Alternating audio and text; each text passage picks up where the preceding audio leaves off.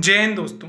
जैसा कि आप अपनी स्क्रीन पर देख रहे हैं, आज जो हम पॉलिटी में संसद के कुछ ऐसे टॉपिकों के बारे में जानेंगे जो शायद आपकी नज़रों में पढ़ते समय नहीं आते होंगे और इन्हीं से कभी ना कभी क्वेश्चन एग्जाम में बनाकर पूछ ले जाते हैं। तो चलिए हम स्टार्ट करेंगे और जानेंगे कि आखिर वे कौन कौन से टॉपिक हैं। तो वे टॉपिक हैं: राष्ट्रपति का अभिभाषण क्या है, राष्ट्रपति का विशेष अभिभाषण क्या है, प्रश्नकाल क्या है और इसके कितने प्रकार हैं, और शून्यकाल क्या है। इन सभी टॉपिकों के बारे में आज हम विस्तृत रूप से चर्चा करेंगे ताकि इनसे रिलेटेड अगर कोई भी क्वेश्चन आपको एग्जाम में आए तो आप उसको बना पाने में समर्थ हो सकें। तो चलिए स्टार्ट करते हैं और जानते हैं कि राष्ट्रपति का अभिभाषण क्या होता है।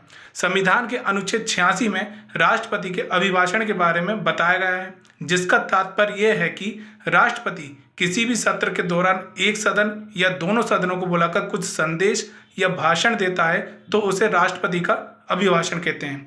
राष्ट्रपति अभिभाषण को अलग अलग सदनों में जाकर या दोनों सदनों को संयुक्त रूप से बुलाकर भी दे सकते हैं।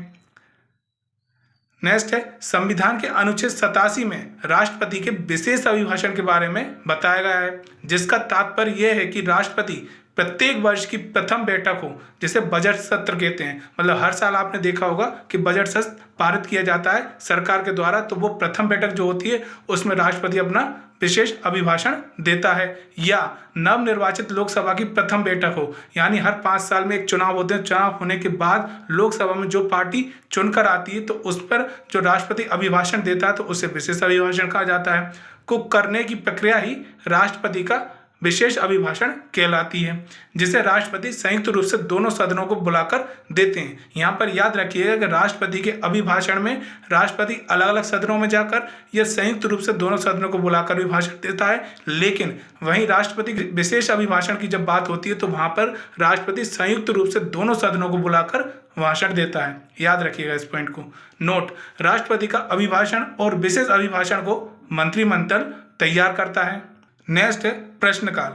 संसद की बैठक का पहला घंटा अर्थात 11 से 12 बजे तक का समय प्रश्नकाल कहलाता है, जिसमें संसद के सदस्यों द्वारा मंत्री से प्रश्न पूछे जाते हैं, जिस पर मंत्री को उन प्रश्नों का जवाब देना होता है। सामान्यतः सदस्यों द्वारा 4 प्रकार के प्रश्न मंत्री से पूछे जाते हैं, जिसमें पहला है तारांकित प्रश्न।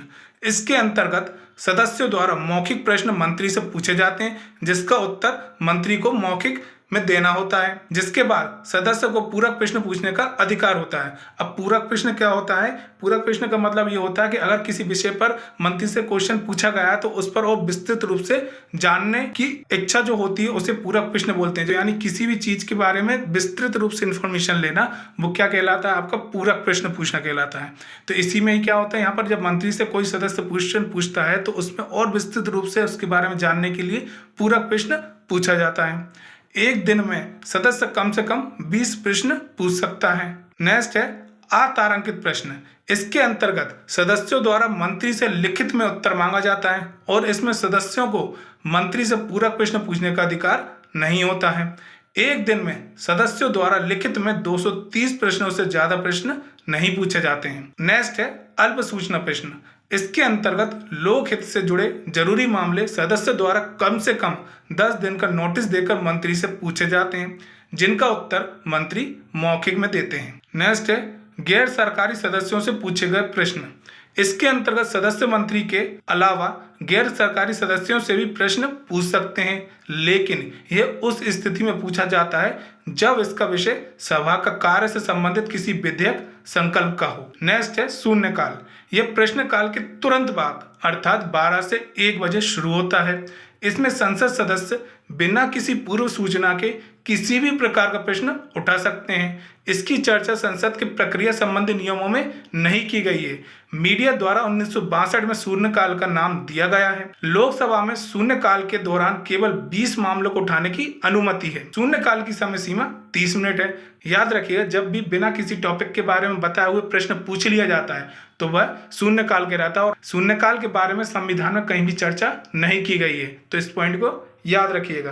तो दोस्तों, मैं उम्मीद करता हूं कि ये वीडियो आपको काफ़ी पसंद आया होगा। तो इस वीडियो को ज़्यादा से ज़्यादा लाइक करें, शेयर करें, और अगर आप हमारे चैनल पर नए हैं तो चैनल को सब्सक्राइब करना बिल्कुल ना भूलें, ताकि हमारे वीडियो की जो भी लेटेस्ट नोटिफिकेशन है आप तक सबसे पहले पहुंच सके। धन्यवाद। जय हिंद, जय भारत।